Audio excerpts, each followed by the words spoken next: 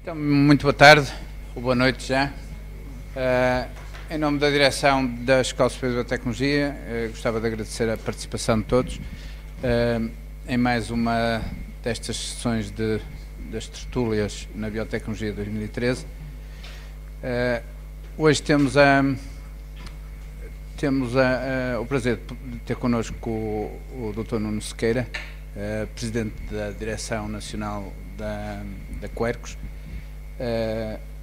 que nos vai fazer uma apresentação sobre os desafios da biodiversidade em Portugal.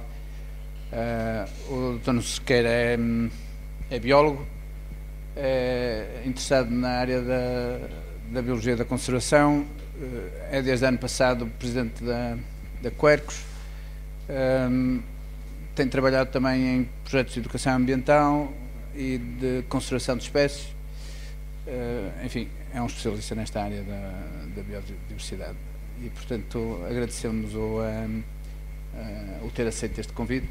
Gostávamos de deixar ficar uma pequena lembrança em nome da... licença! Desfoquei, estraguei da fotografia. Está bem. Uma pequena lembrança em nome da Universidade. Muito obrigado. E já agora também uma pequena maior. Está bem, muito obrigado. Em nome aqui da escola. Obrigado. Prazer. Muito obrigado. Muito obrigado. Bem, boa tarde a todos então.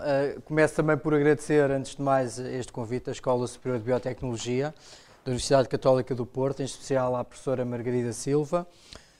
Quero agradecer também a vossa presença e dizer que é sempre um gosto vir aqui ao Porto ouvir falar de temas tão interessantes como a biodiversidade.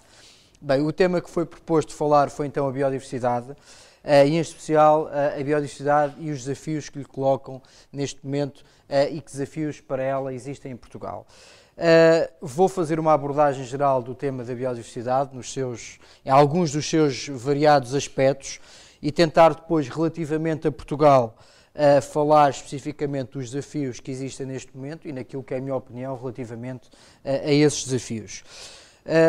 Para começar, gostaria de lembrar que Portugal, à semelhança de outros países da bacia do Mediterrâneo, é um país que é considerado um hotspot da biodiversidade.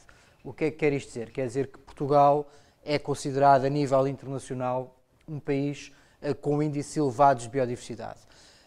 Isto acontece porque, enfim, por variadas razões, mas não só por fatores naturais, enfim, condições edafoclimáticas, o facto também de muitas espécies, a quando das últimas glaciações, se terem aqui refugiado na Península Ibérica e se terem depois especiado e formando novas espécies e subespécies, espécies muitas delas endémicas que apenas ocorrem aqui na Península Ibérica, mas também por fatores culturais, que já vamos depois ver um pouco mais à frente. É neste contexto também de conservação da biodiversidade autóctone, que já vamos depois falar um bocadinho mais, que surgiu em 1985, a associação de que estou aqui em representação, que é a Quercus, que é uma associação não governamental de ambiente, é uma associação de âmbito nacional, sem fins lucrativos, e que no fundo junta pessoas, cidadãos com interesse na área da conservação da natureza e também do ambiente. Começo por falar a nível de biodiversidade. A Quercus é uma associação que tem estado ligada intimamente a este tema, aliás, o seu nome, que é Quercus, Associação Nacional de Conservação da Natureza, é exatamente um reflexo daquilo que foi a preocupação inicial dos fundadores desta associação, a conservação da natureza. Chama-se Quercus porque, como muitos saberão, Quercus é exatamente o nome científico do género de várias espécies vegetais, florestais, que existem no nosso país. Espécies que cobriam o nosso país, de norte a sul. Infelizmente, hoje em dia já não é assim, mas muitas delas continuam a existir no nosso país. E esta preocupação que já falei na defesa das espécies autóctones. Enfim, como Quercus temos o sobreiro, o Quercus suber, a azinheira, a Quercus rotundifolia, temos o Quercus pirenaica, que é o carvalho negral, que é a folha do Quercus pirenaica, é exatamente o logotipo da Quercus, enfim, daí o nome Quercus. A Quercus desenvolve uma série de projetos ligados à conservação da natureza, tanto de âmbito nacional como internacional. A Quercus tem tido uma ação muito importante aqui na zona do Tejo Internacional, uma propriedade que a Quercus tem nesta zona, que é o Monte Barata. Há algumas outras iniciativas que a Quercus desenvolve também, nomeadamente o turismo rural nesta zona também, vários terrenos que tem junto ao Tejo, na zona do Tejo Internacional, onde nidificam algumas espécies ameaçadas, nomeadamente os grifos, o abutre do Egito, a águia também, há algumas águias reais, projeto de linhas elétricas e aves, a rede dos alimentadores para aves necrófagas, que são as aves que se alimentam de cadáveres, os abutres, os grifos, etc. Depois este projeto, que se eu tiver mais à frente ainda tempo para falar, falarei dele, das micro-reservas biológicas, e os projetos LIFE, que são projetos cofinanciados pela Comunidade Europeia. Podem obter mais informações no site oficial da Quercus e na Quercus TV. Bem, a nível de biodiversidade, quando falamos de biodiversidade num sentido mais lato, normalmente falamos de o que é biodiversidade? É a diversidade de organismos vivos num determinado local. Normalmente associamos este conceito à diversidade de espécies, mas não tem que ver só com espécies. Pode ter a ver também com diferenças genéticas entre indivíduos, pode ter a ver com diferenças entre os próprios ecossistemas. Portanto, há uma grande biodiversidade que não é só, digamos, a biodiversidade associada à diferenciação de espécies.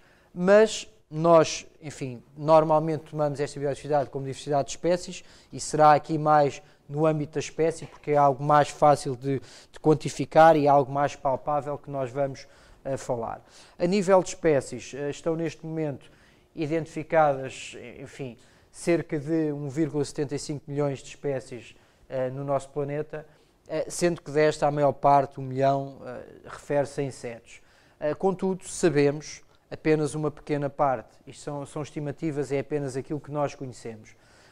Aquilo que se pensa que possa existir a nível de número de espécies é para cima de 2 milhões, ou seja, aquilo que nós conhecemos é ainda uma pequena parte. Porque quando falamos de biodiversidade de espécies, se calhar nós muitas vezes lembramos das espécies maiores, aqueles grupos que nos são mais familiares, os mamíferos, as aves ou os répteis, mas se falarmos se calhar a nível de insetos, micro-organismos, a coisa é muito mais complicada e aí se calhar o nosso conhecimento é bastante menor. A nível de espécies ameaçadas, enfim, nós temos a União Internacional para a Conservação da Natureza, que é uma associação internacional, mas de que fazem parte diversas outras, não só associações, mas mesmo governos. É, no fundo, a associação que, a nível internacional, define o grau de ameaça das espécies e a espécie considera-se ameaçada quando existe um risco de desaparecer do planeta. Depois existe uma escala diferenciada a nível de graus de ameaça sobre a espécie. Consideramos que estão em perigo quando ela está em qualquer uma destas três classificações: criticamente em perigo ou vulneráveis. Enfim, passando para aquilo, novamente, o que está identificado a nível de risco de extinção, pensa-se que andará à volta dos 12 mil espécies. Contudo, como eu disse, há muitas espécies por identificar, há muitas espécies que não estão devidamente estudadas e, portanto, a probabilidade de existirem muito mais espécies ameaçadas é relativamente grande. Há alguns conceitos para sabermos o que é que falamos a nível de espécies extintas. Portanto, dizemos que uma espécie está extinta quando o último indivíduo potencialmente capaz de se reproduzir morreu ou desapareceu da Terra. E, portanto, nestes casos não há mesmo possibilidade da espécie poder vir a recuperar. Enfim, já existiram alguns programas tendo em vista tentar novamente conseguir trazer a espécie a nós, mas até agora não têm sido bem sucedidas. Um exemplo destas espécies extintas é o dodo.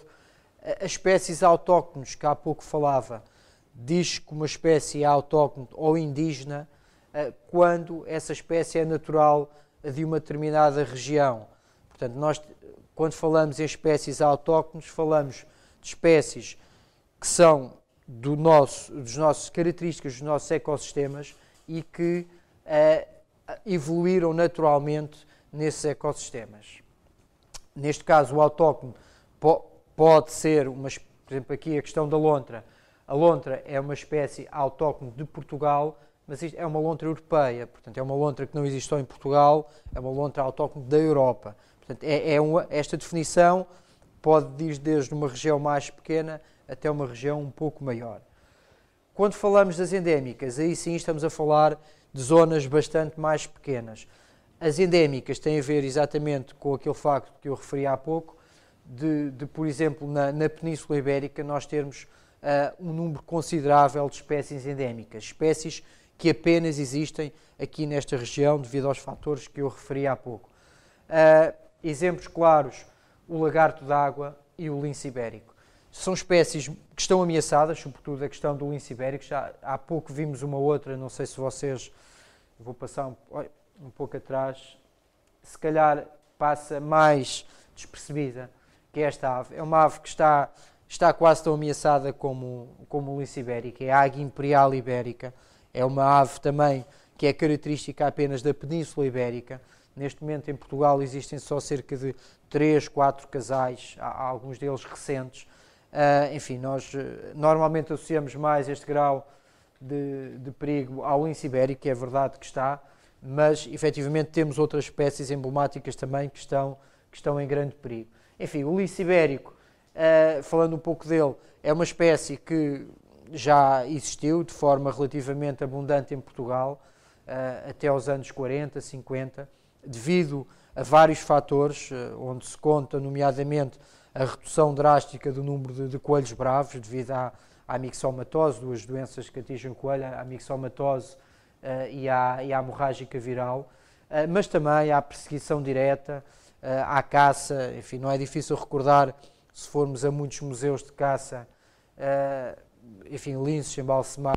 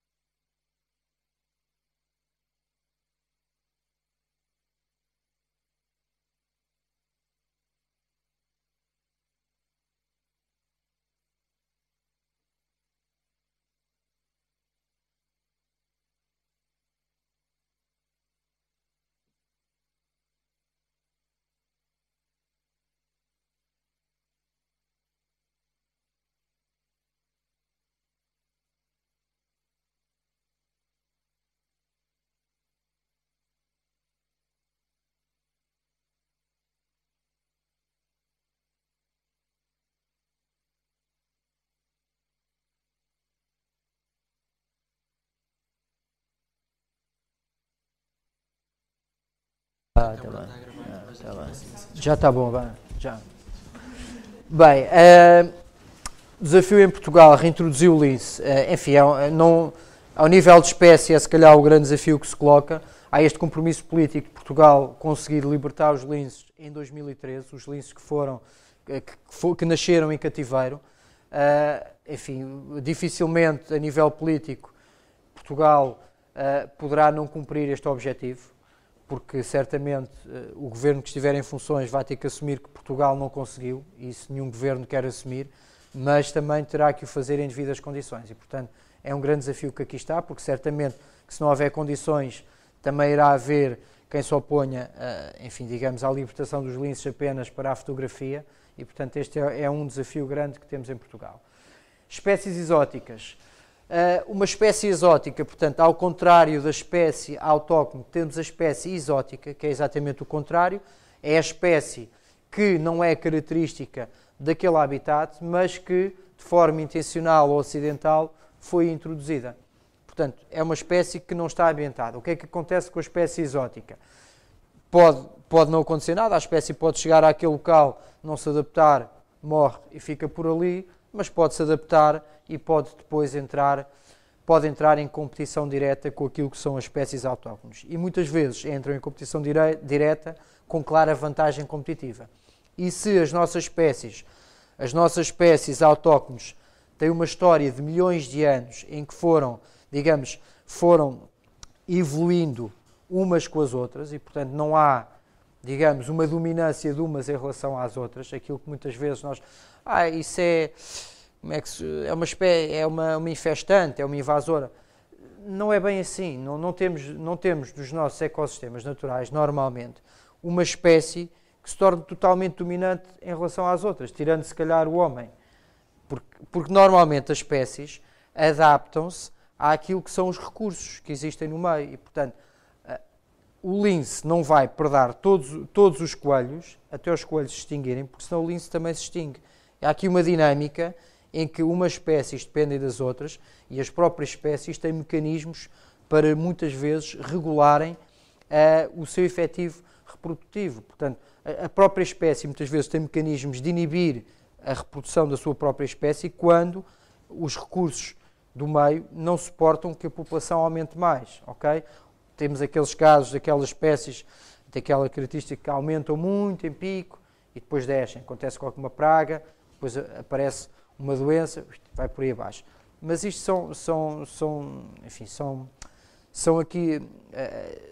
são características de crescimento de populações, normalmente de espécies não tão evoluídas como normalmente nós temos nos mamíferos, nas aves, em que as espécies se vão adaptando umas às outras e, portanto, não há uma predominância de umas em relação às outras. Com as exóticas, isso pode acontecer porque, imaginando, enquanto nas espécies autóctones vocês têm de uma espécie, se calhar não são 20, mas tem 20 de volta delas, em que umas se vão alimentando das outras e umas dependem das outras e umas se vão controlando às outras, quando chega uma espécie nova, imaginem que essa espécie não tem predadores. Os micro-organismos, também que cá temos, também dificilmente conseguem, de alguma forma, atacar aquela espécie. Portanto, aquela espécie pode ameaçar todo o ecossistema, porque ameaça tornar-se dominante de uma forma que não é natural. Em Portugal temos vários casos desses, é outro desafio. A questão, aqui está a perca-sol.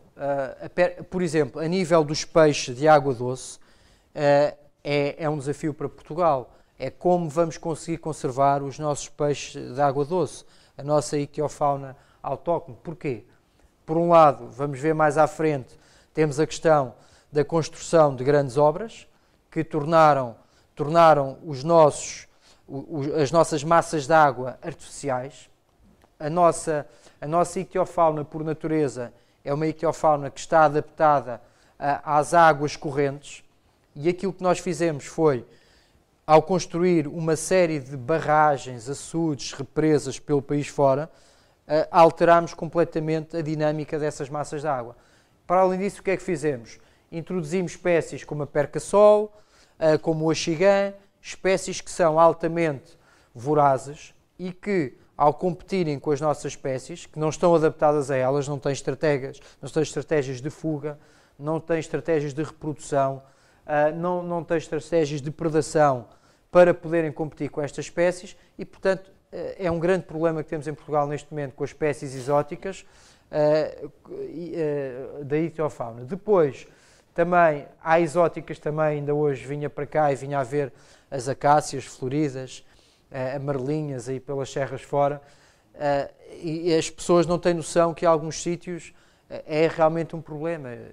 Há linhas de água que estão completamente tomadas por estas acácias, que ao crescerem, crescem de uma forma que abafam totalmente a nossa flora ribeirinha e, portanto, não deixam a nossa flora regenerar. E isto é um grande problema que temos neste momento em Portugal. Não é só Portugal, é certamente um problema que é transversal, mas que em Portugal neste momento é também um desafio. Aqui estava o jacinto de água, também uma planta que vocês podem ver com facilidade em muitas massas de água paradas e formam autênticos tapetes que depois acabam também por levar não só digamos, a uma competição desleal com as nossas espécies, mas também à própria diminuição da qualidade das massas de água. Problema número 3, que vem na sequência do anterior. O problema é realmente quando a espécie exótica se torna invasora. Eu já dei há pouco naquelas exóticas invasoras, mas, por exemplo, há exóticas que, vamos supor o caso do eucalipto. É uma exótica, ela já começa a ter um caráter invasor em alguns sítios, mas não tinha tanto. Portanto, digamos, a espécie era introduzida, era plantada e ficava ali. Okay? Já vamos depois falar mais à frente destes impactos, mas a espécie estava ali confinada. A espécie invasora não. A espécie invasora chega a um local, compete com as nossas espécies, ganha vantagem e continua sempre a alargar as suas áreas. E, portanto, obviamente que estas populações reprodutoras são muito difíceis de dominar, porque se não forem dominadas numa fase inicial é muito complicado depois de conseguir dominá-las. Só com meios humanos pesados consegue-se fazer alguma coisa. Tanto temos espécies invasoras, animais como vegetais. No caso do que aqui está aqui exatamente a fotografia da acácia que eu vos falava. Temos aqui o exemplo portanto, aqui a acácia compete com uma série de flora autóctone. Eu estava a falar das linhas de água, mas não só nas linhas de água. O chorão das praias compete sobretudo em terrenos arenosos, compete com a nossa flora das dunas, mas é claro que quando estamos a falar de flora, falamos também depois de fauna, não é? Porque a fauna depende essencialmente também da flora e, portanto, a nossa fauna está adaptada à nossa flora, não está adaptada à flora que vem do México ou que vem da Austrália. Aqui uma outra espécie também que se adaptou na perfeição é o agostinho vermelho da Louisiana. Adaptou-se na perfeição porque também é uma espécie que se adaptou muito bem às massas de água, que são as lênticas, são as massas de água paradas. Para além disso, consegue fazer pequenos percursos fora da água e, portanto, vai colonizando de umas para as outras. E é uma espécie que é altamente, neste momento, infestante em algumas massas de água. Compete quer com os nossos crustáceos, com os peixes e, portanto, é uma espécie que, enfim, neste momento acaba por estar disseminada praticamente de norte a sul com claros prejuízos para a nossa fauna. Enfim, há algumas questões aqui, não vou pormenorizar muito. A nível da biodiversidade existem algumas tentativas de conseguir manter as nossas variedades, porque quando falamos de biodiversidade também pode não ser só biodiversidade no sentido mais duro da palavra, no estrito da conservação da natureza. Podemos falar em biodiversidade agrícola também, por exemplo, que tem a ver com as nossas espécies e as nossas variedades, que neste momento também já vamos à agricultura, estão ameaçadas, bastante ameaçadas, devido ao facto de querermos harmonizar tudo, selecionar demasiadas espécies, importar espécies, fazer grandes áreas de monoculturas intensivas de apenas uma espécie, e o que sofre são as nossas variedades que estão adaptadas à nossa região, muitas vezes com sementes que já só estão na posse de pequenos agricultores e que, se não for feito um esforço, também toda esta biodiversidade se vai perder. Aqui há alguns exemplos: o Banco Português Germoplasma, a questão dos oceanos, eu vou passar um bocado à frente, já não temos grandes hipóteses de ir lá. A importância da biodiversidade, não só a nível da conservação da natureza, por uma questão de importância, de todos dependemos dela, pela questão também da natureza ser a fonte também de muitas descobertas para a saúde humana. Enfim, aqui o exemplo da leucemia, a biodiversidade é a nossa fonte de alimentos, não nos podemos esquecer que essencialmente dependemos da biodiversidade para nos alimentarmos. Saúde, a questão também das oportunidades de negócio, do turismo, tudo aquilo que gira à volta da biodiversidade. E aqui Portugal pode ter uma hipótese de aproveitar toda esta biodiversidade riquíssima que tem neste momento. Portugal, como eu vos disse, é considerado um hotspot de biodiversidade. Infelizmente, os nossos governantes não têm sabido valorizar aquilo que é a nossa biodiversidade. Aquilo que normalmente passa sempre para fora é o ambiente como algo que vai entravar o desenvolvimento económico, algo que é um obstáculo ao desenvolvimento económico, e se calhar se soubermos seguir alguns exemplos, e alguns deles estão em Portugal, de muita gente que conseguiu, através da biodiversidade, potenciar os seus negócios, através da agricultura biológica, do ecoturismo, se calhar através das oportunidades ligadas à investigação de novos produtos, se calhar podemos ver que o que aqui temos é uma grande riqueza. As ameaças à biodiversidade são várias e obviamente é aqui que os desafios também se continuam a colocar. Em termos de poluição, enfim, diversos tipos de poluição, desde o sol, das águas, do ar, nós em Portugal não temos problemas acentuados a este nível, apesar de um grande problema continuar a existir, tem a ver com a contaminação das águas, sobretudo porque temos ainda uma grande parte das nossas pequenas vilas e aldeias não estão ligadas a bons sistemas de tratamento dos efluentes domésticos, também descargas industriais que vão havendo, etc. Depois, alguns exemplos, enfim, dos nossos oceanos, onde o controle é ainda pequeno, alguns impactos, nomeadamente dos plásticos. As alterações climáticas, sabemos que as alterações climáticas são algo que vão afetar também muito seriamente a biodiversidade. Aquilo que são as previsões é que certamente as temperaturas médias na Europa subirão entre 1 a 6 graus, mas se calhar mais para os 4, 5 graus do que para 1 grau. Algumas espécies conseguirão adaptar-se, algumas conseguirão mover-se dentro deste espaço de tempo. Se calhar, se pensarmos em peixes de água salgada, se pensarmos em aves marinhas, conseguirão mexer-se. A temperatura sobe e eles vão sempre optando por latitudes superiores, mas se calhar se pensarmos em espécies de flora, a coisa não é assim tão simples, porque é lógico que, apesar de se conseguirem, enfim, numa escala se calhar de milhares ou milhões de anos conseguirem se mover e ocupando novas áreas, não é numa escala de 50, 100 anos que vão conseguir ocupar novas áreas. Muitas destas espécies contêm tolerâncias em termos de intervalo de temperaturas que toleram bastante pequenas. Portugal vai ser um país também que vai ser dos mais afetados da Europa a nível das alterações climáticas. Aquilo que se prevê é que venhamos a ter temperaturas mais altas, venhamos a ter maiores ondas de calor, menos precipitação e, quando acontece, de uma forma mais concentrada. E, sobretudo, isto vai se sentir a sul do Tejo. E, portanto, é expectável, a nível destes desafios da biodiversidade, aquelas espécies, por exemplo, que falamos do lince ibérico, enfim, vários estudos dão conta que a espécie, possivelmente, aquelas áreas que ocupava por natureza mais do sul do país, nomeadamente a zona Vale do Guadiana, a Serra da Odilouca, que a própria espécie terá a tendência a vir a ocorrer em 100, 150 anos mais para norte, começar a subir, se calhar aquele da Serra da Malcata, que há uns anos se falava muito, onde houve aquelas campanhas do lince, se calhar daqui a umas dezenas de anos será certamente se calhar um local mais aprazível para o lince, em contraponto com as zonas mais a sul do país.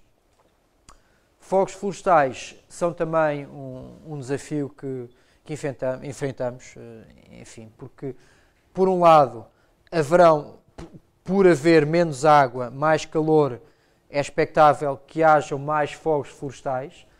Por outro lado, em Portugal, como nós vamos ser dos países mais afetados, em termos da Europa, pelas alterações climáticas, é expectável que hajam mais fogos florestais também. E, portanto, será certamente um grande problema que nós iremos ter ainda mais, o que conjugados depois com questões florestais, que já lá falamos, é certamente um desafio que nós aqui temos e que não é de fácil resolução. Os organismos geneticamente modificados, enfim, daria para falar aqui quase uma sessão. Enfim, é também um problema que temos, não só em Portugal, mas em vários outros países, porque a tal questão da biodiversidade agrícola não se põe aqui só a questão da biodiversidade silvestre, porque também existe, porque, como sabemos, a questão que muitas vezes passa para a opinião pública, nunca dito de forma muito clara, mas levando a crer que a utilização de OGMs leva à utilização de menos produtos agrotóxicos, portanto isso é muito bom para o ambiente, muito bom para a biodiversidade. O que depois constatamos é que, na verdade, sabemos que a maior parte destes OGMs são fabricados para serem tolerantes ao próprio herbicida e, portanto, é lógico e é expectável, e é o que tem acontecido, quanto mais aumentamos a área de OGMs, quanto mais utilizamos OGMs, mais produtos agrotóxicos utilizamos. E, portanto, é uma ameaça para a biodiversidade silvestre. Haveria aqui muito mais a dizer, mas esta questão também da redução da diversidade genética, da redução da biodiversidade agrícola é também muito preocupante, porque por exemplo, a nível das variedades de milho, eu não sei quantas nós tínhamos, mas em Portugal havia dezenas de variedades de milho. Nós estamos neste momento a cingirmos a meia dúzia de variedades e aquilo que acontece é que, ao reduzirmos, se um dia houver um problema com estas variedades, poderá ser muito complicado ir buscar as variedades anteriores.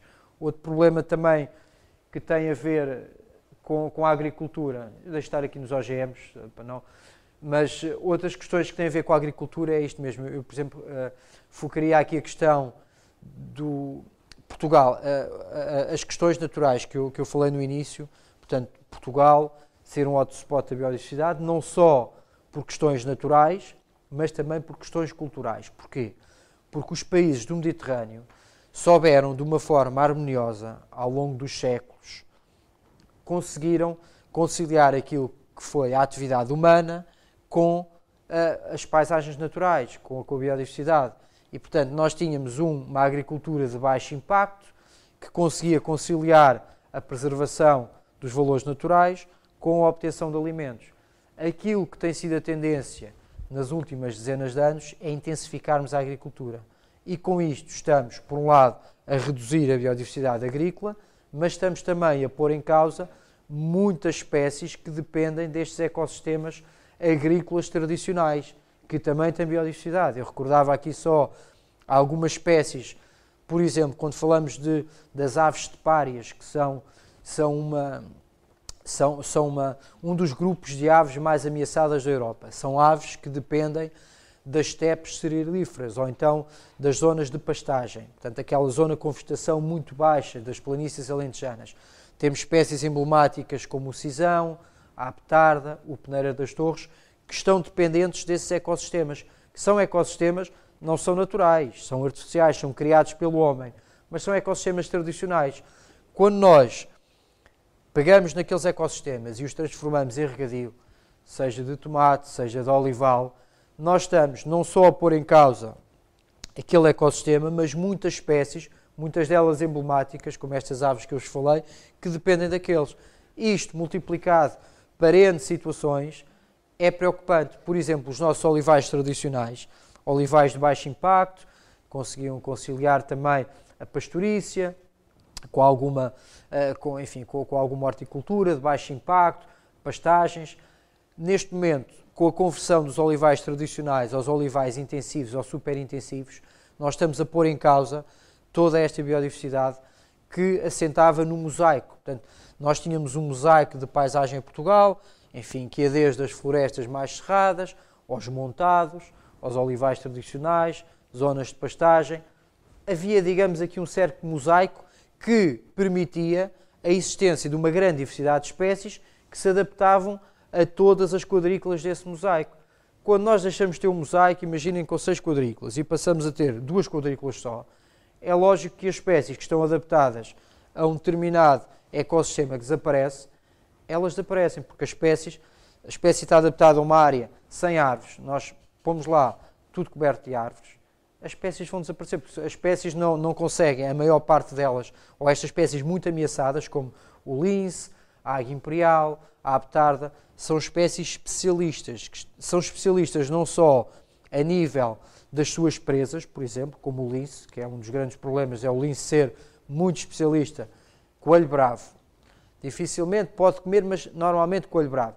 Depois temos as espécies generalistas que conseguem se alimentar de vários tipos de presas, conseguem se adaptar a vários tipos de ecossistema, mas estas espécies mais especialistas estão muito dependentes do ecossistema, que é o seu ecossistema por natureza. Quando nós fazemos desaparecer esse ecossistema, estamos mais cedo ou mais tarde a levar essa espécie a desaparecer daquele local. E, portanto, é um dos grandes desafios que temos em Portugal também, a questão da agricultura, é como vamos conseguir continuar a compatibilizar a nossa agricultura, que é uma agricultura, no fundo, que consegue conservar a biodiversidade, com a evolução, a produção de maiores quantidades, a intensificação e a conservação da biodiversidade que ela está associada ou deveria estar associada. A exploração excessiva de recursos naturais. Enfim, sabemos que esta é também uma das grandes ameaças à biodiversidade, a vários níveis, não é? Quando nós exploramos, neste caso, de forma pouco racional, as florestas amazónicas, mas também quando exploramos algumas florestas no nosso país. É também um grande desafio que nós temos. Portanto, quando isto acontece, no fundo, estamos a degradar os habitats, estamos a levar ao desaparecimento de espécies que dependem daqueles habitats, mas também pode haver aqui um outro contraponto, que é a questão da exploração dos recursos naturais, criando novos habitats artificiais. Quando eu falava há bocado dos eucaliptais, é um tema que é controverso, mas que parecia, digamos, pronto, é controverso, existia, mas estava ali. Pronto, a coisa estava ali desde os anos 80, sabemos que temos o centro e o norte do país muito degradado a nível de paisagem, a nível natural, devido a estas grandes áreas de eucaliptal que existem, mas era um problema que estava ali, digamos, não seria para continuar. Neste momento, aquilo que se coloca em Portugal é devido a toda esta pressão que é causada pela crise financeira e económica. Existe uma grande pressão para realmente se conseguir produzir a curto prazo, produzir e conseguir rentabilizar os recursos a curto prazo, e portanto existe uma grande pressão, uma pressão que sempre existiu sobre os governos para se aumentar estas áreas de eucaliptal, mas que de certa forma parecia estar contida, e portanto não havia hipótese, a sociedade era unânime, os governos eram unânimes, não vai haver mais área. O que se sente de há 2 anos para cá é que esta pressão que existia continua a existir de uma forma muito mais forte e parece existir, digamos, uma abertura simpática por parte das entidades competentes para poder viabilizar o aumento destas áreas de eucaliptal. Porquê é que é preocupante? É preocupante, primeiro, porque é uma espécie exótica, como eu já vos referi, e, portanto, não é... Todos têm noção, e é verdade, que as áreas de eucaliptal são zonas muito menos biodiversas, são zonas muito menos interessantes a todos os níveis do que as zonas que são autóctones. É preocupante porque, ligando isto à questão dos fogos florestais, são zonas, são áreas que são muito mais suscetíveis aos fogos florestais. E é preocupante também porque, a nível social, as zonas normalmente onde temos estes eucaliptais são zonas onde normalmente também todo o tecido social está muito mais enfraquecido, porque não são zonas onde as pessoas façam trabalhos regulares deste eucaliptal. Portanto, é muito diferente do montado, onde vocês têm as ervas aromáticas, têm o mel, têm a pastorícia e conseguem conciliar várias atividades. E, portanto, este é um grande desafio, é explorar estes recursos naturais e como é que Portugal vai conseguir, no fundo, explorar melhor sem degradar mais. A questão da agricultura, eu não vou focar-me aqui muito mais, vou continuar. As obras de construção civil, já vos falei há bocado, enfim, parece que agora em contraponto com a questão do eucalipto, pelo menos as obras de construção civil pesadas têm vindo a acalmar um bocadinho.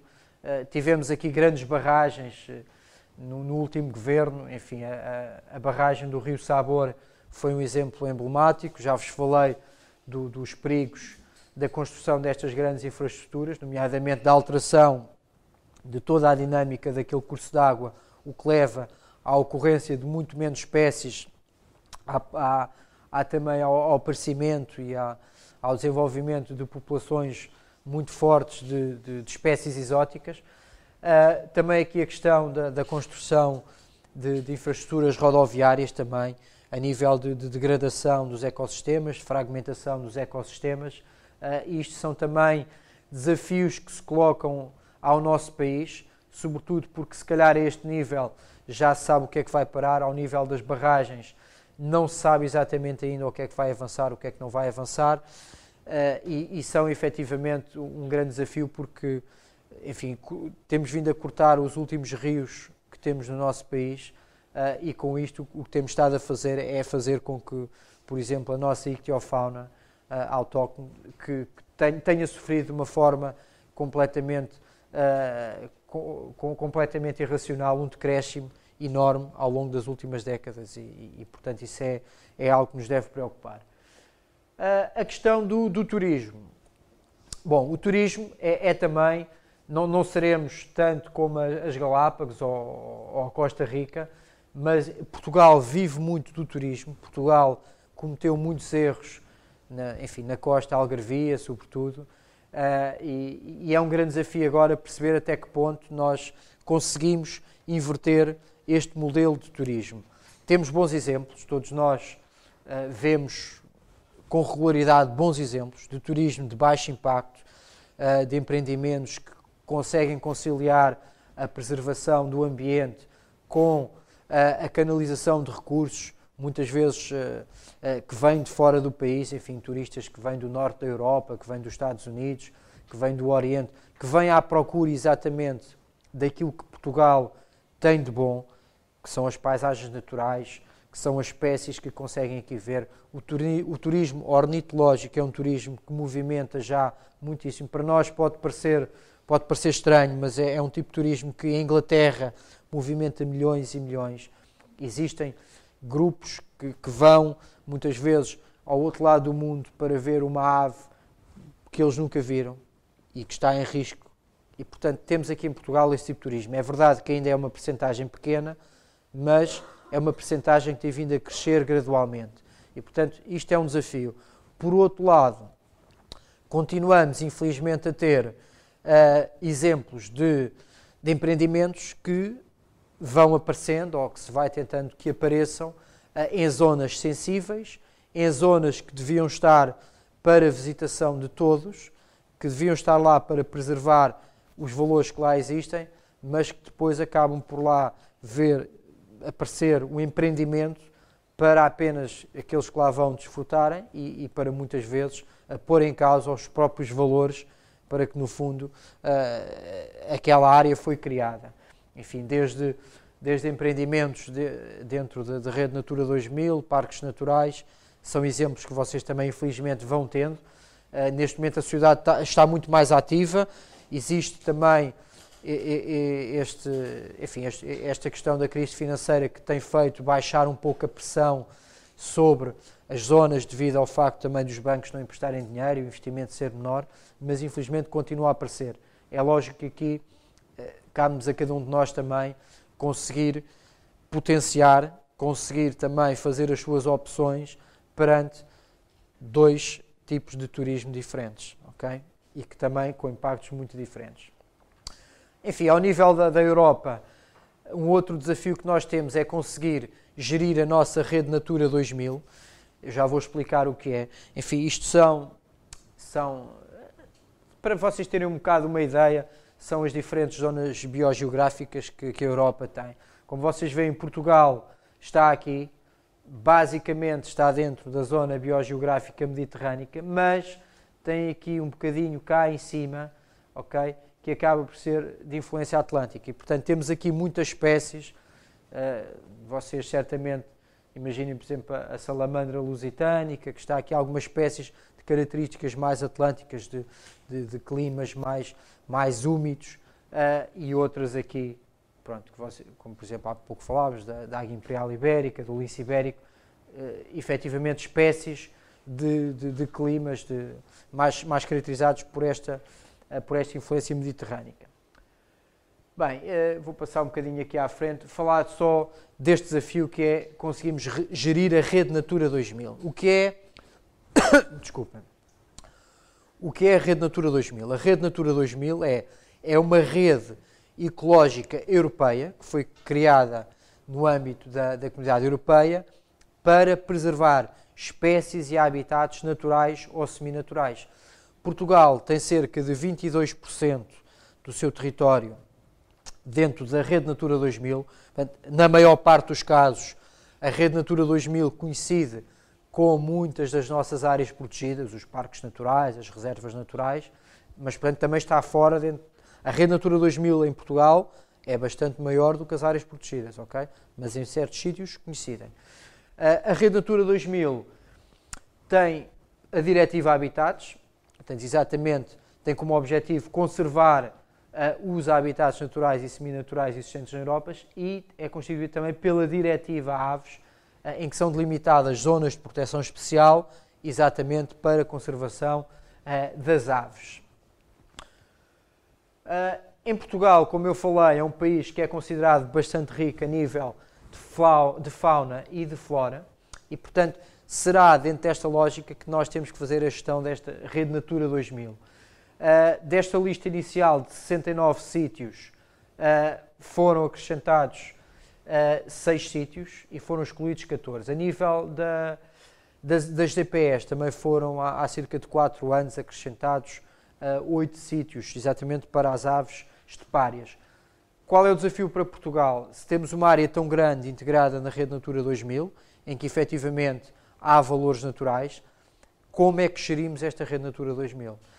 Porque existem aqui, enfim, existem conflitos que são evidentes, porque a Rede Natura 2000 é delimitada, mas em alguns países como o nosso, tardam as medidas de apoio aos proprietários que têm terrenos dentro da Rede Natura 2000.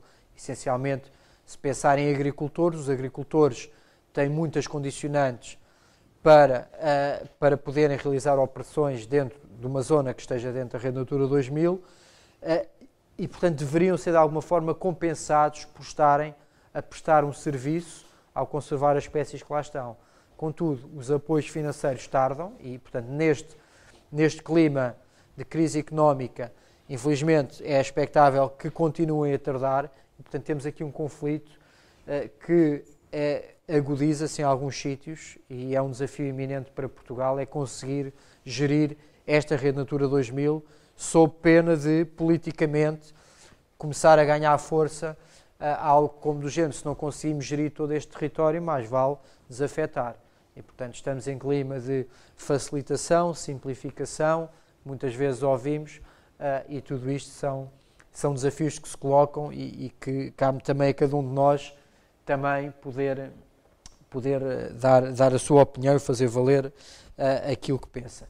Bem, eu tenho aqui uma parte final que é muito curta, eu acho que a outra parte se calhar já não dá para ir, e portanto aqui a última parte talvez vos pareça que seja demasiado acessível, pode ser muito simples, contudo eu gosto sempre de recordar alguns pequenos gestos que todos nós podemos fazer, tendo em vista conservar a biodiversidade, pequenos gestos que se calhar muitas vezes não nos lembramos, pequenos gestos que podemos replicar por muitos e que certamente terão os seus efeitos. Enfim, a nível de quando estamos nas áreas naturais, respeitar a sinalização, não abrir trilhos novos, evitar o pisoteio das plantas, fazer lume apenas naqueles locais e quando não é proibido nessas alturas, separar o lixo, e deitá-lo nos locais apropriados, a questão de não remover espécies, nem animais, nem vegetais das áreas naturais.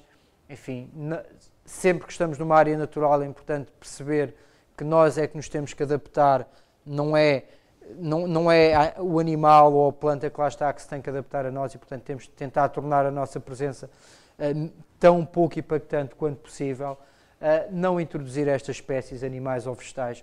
Pode parecer uma tolice dizer isto, mas eu ouço muitas vezes ainda a dizer, olha, fizeram ali uma barragem naquele sítio, vamos lá deitar uns achegantes para depois lá irmos à pesca. As pessoas continuam a fazer isto, continuam a pegar numas acácias, a plantá-las nos jardins, continuam a pegar nos chorões e a levarem para os jardins das casas, sem terem muitas vezes a noção do problema que podem estar a causar. Enfim, a questão do campismo e de outras atitudes que podemos ter, que não tem muitas vezes a ver só com a biodiversidade, tem a ver com a energia, tem a ver com a água, tem a ver com os resíduos, mas os problemas ambientais não existem de forma isolada.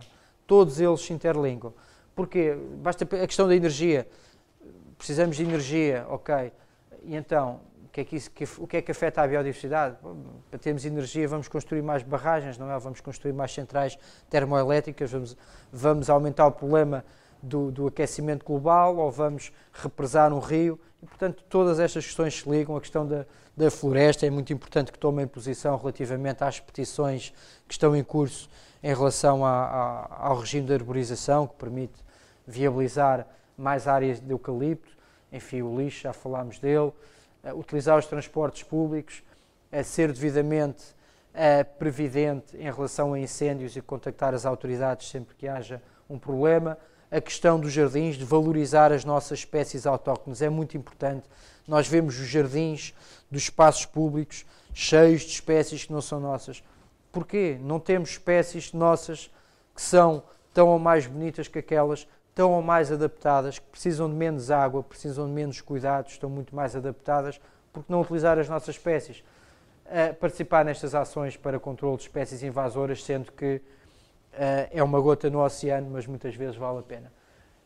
Pronto, para acabar com esta frase, precisamente para dar um bocado este enquadramento, porque apesar daquilo que façamos possa parecer pouco, certamente se replicado por muitos poderá ser muito e, portanto, mais vale fazer um bocadinho e passar a palavra do que não fazer nada por pensar que não estamos a fazer nada. Pronto, e ficaria por aqui para já. Muito obrigado. A outra... Estamos.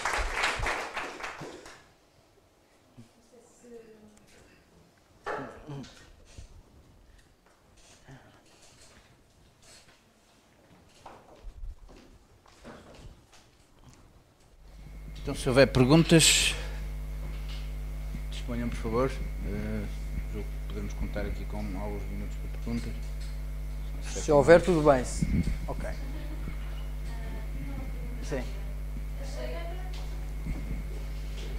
Obrigado.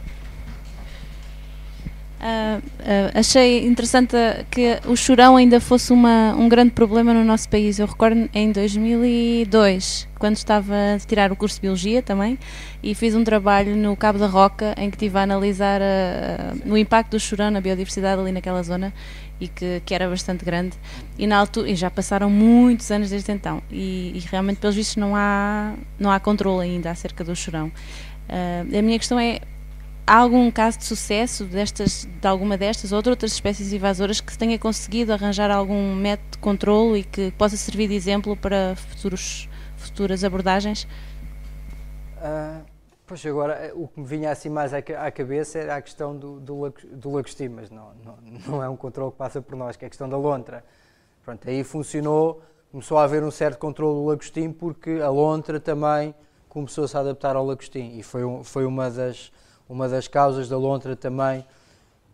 Pronto, a lontra, apesar de pensarmos que existem poucas, é uma espécie até relativamente abundante em cursos de água que estejam bem conservados, e uma das razões foi que, se por um lado desapareceram os peixes de que ela se alimentava, ela foi bastante adaptável e começou-se a adaptar a predar os lagostins, e portanto é assim a que eu me recordo. Agora, o que eu digo é as espécies invasoras é realmente um combate muito difícil numa determinada zona, porque se não se atacar logo ao início, é muito complicado de conseguir tê-los. O churão, no Cabo da Roca, não sei como é que está. Lembro-me ano passado na zona de Melides, ainda havia ali muitas zonas com problemas também a esse nível do churão, porque realmente era preciso haver muito mais ações desse tipo para conseguir controlar. As acácias em alguns sítios conseguem controlá-las com recurso a herbicida, a remoção, a herbicida, depois maquinaria pesada para remover as raízes, etc. E que tem também impactos, não é? Porque depois o herbicida tem impactos, a maquinaria tem impactos, são tudo impactos bastante grandes, porque tem que ser ações muito pesadas para controlar estas espécies e, portanto, a melhor solução é sempre nunca introduzir. Se for introduzido acidentalmente, controlar logo no início, porque senão é uma luta que normalmente é ineficaz.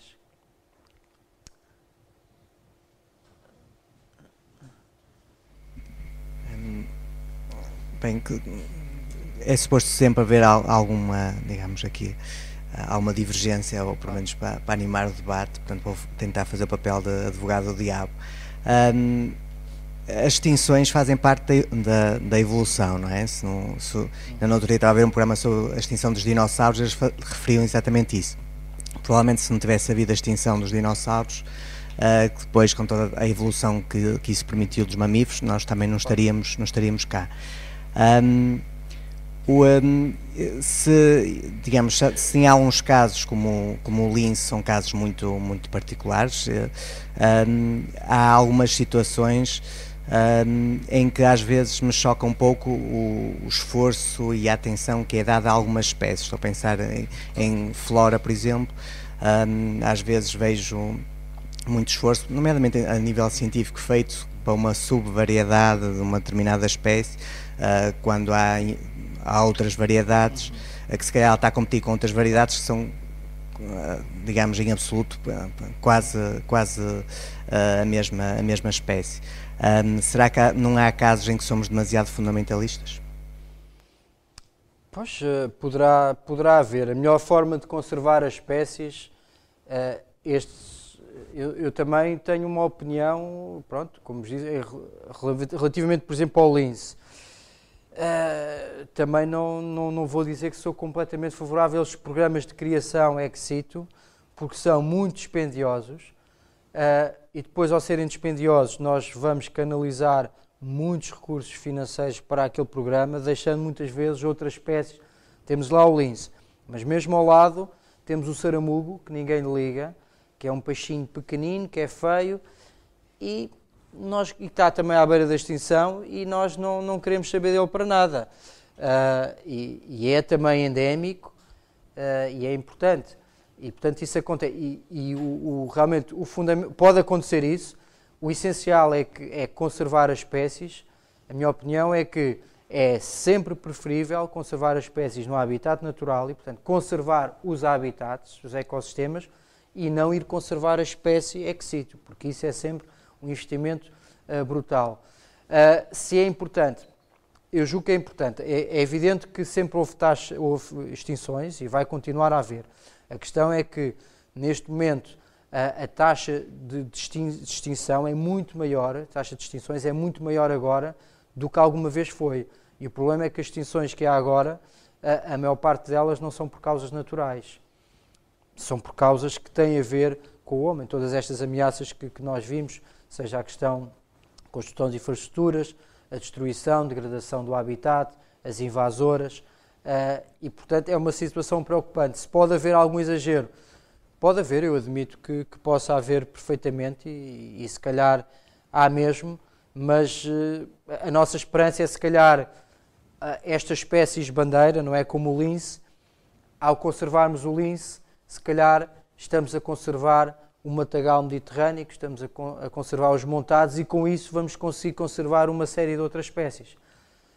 E, portanto, acho que é um bocado este contraponto que temos também que ver e pensar que também pode ser positivo, pese embora todo o investimento, e é uma coisa, é sempre um argumento que nós ouvimos quem está normalmente contra este tipo de situações todas na conservação, atacar muito os recursos que estamos aqui a investir, mas o que temos realmente que pensar é que são também importantes e se perdermos uma espécie possivelmente será para sempre, e que vale a pena o esforço, mas numa fase inicial sempre.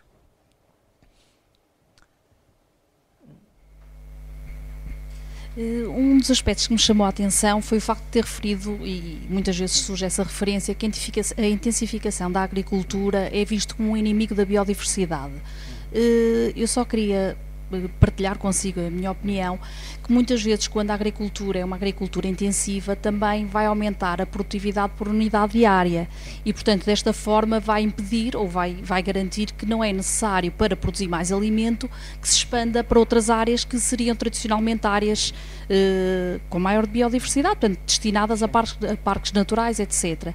Portanto eu penso que ver muitas vezes a agricultura intensiva como um inimigo e um bocado um bode expiatório da biodiversidade é um aspecto que não é necessariamente linear. Sim, pode acontecer, isso é verdade, ou produzimos, são opções, são opções, ou utilizamos uma área maior, tentamos manter os níveis de biodiversidade, ou dizemos assim, não, claramente nesta zona vamos intensificar, vamos baixar os níveis de biodiversidade, mas vamos deixar aquelas sem agricultura.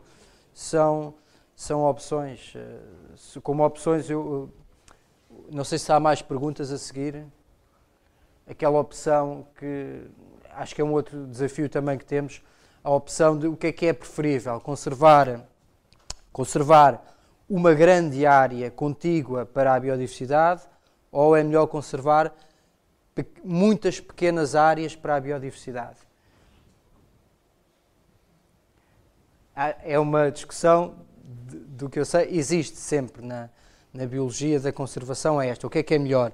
E não há uma resposta certa, depende das espécies, daquilo que queremos conservar, não é? Efetivamente, nós em Portugal, quer dizer, estamos a falar, como é que conseguimos conservar uma grande área? Se calhar em África conseguimos, não é? Para grandes felinos, conseguimos ter uma grande área e conseguimos conservar. Na Europa, consigo conservar uma grande área. Não é muito fácil, porque as zonas estão delimitadas, as zonas têm agricultura, as zonas têm zonas urbanas e, portanto, não é muito fácil. Em Portugal também um dos desafios que nós temos é conseguir conservar, se calhar, mais pequenas áreas que possam ter conectividade entre elas, através de corredores ecológicos, zonas que passem junto entre zonas urbanas, mas que existe ali um corredor de passagem. Isso é um grande desafio também, isso é algo que tinha aqui. Nós temos, por exemplo, aqui um projeto que é estas micro-reservas biológicas. Eu acho que é um desafio que pode sair daqui também. Enfim, haverão aqui muitas pessoas ligadas a associações, outras entidades. Neste momento já é possível constituir áreas protegidas privadas, de iniciativa privada. A Quercus tem há cerca já de 10, 12 anos, um projeto que se chama Micro-Reservas Biológicas, que é exatamente um projeto que pretende conservar pequenas áreas onde existem valores naturais muito específicos. A maior parte destas áreas está fora das áreas da Rede Natura 2000 ou fora da Rede Nacional de Áreas Protegidas, portanto são zonas que não teriam nenhum tipo de proteção e é a associação ou adquire os terrenos e, portanto, faz a sua gestão autónoma, ou então gera os terrenos em cogestão com os proprietários. E eu acho que este é um grande desafio em Portugal, que é cada vez mais pessoas, porque muitas vezes, para conseguir fazer estas parcerias de gestão com os proprietários é que nos vêm contactar, dizendo, olha, temos uma espécie lá, queríamos conservá-la, o que é que podemos fazer? E, portanto, felizmente, cada vez vai havendo mais cidadãos que estão sensibilizados para as questões do ambiente e é muito importante irmos passando a palavra para que realmente, sempre que apareçam oportunidades, sermos nós, os cidadãos comuns, a proteger, a fazer alguma coisa para que aquela espécie não desapareça, podermos fazer. E se calhar este esquema do micro é o tal pequeno passo que todos nós podemos dar, tendo em vista replicar e criando uma estrutura de pequenas áreas naturais protegidas que possam depois, no seu todo, ter alguma coerência e levar à conservação da biodiversidade que nós temos no nosso país. Não sei se querem ver mais alguma coisa.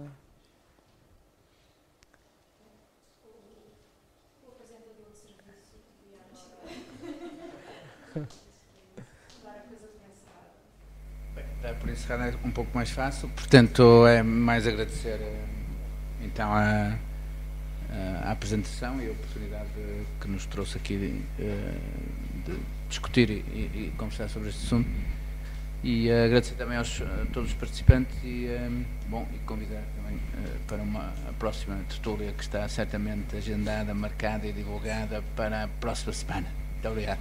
Uma boa noite. Muito obrigado.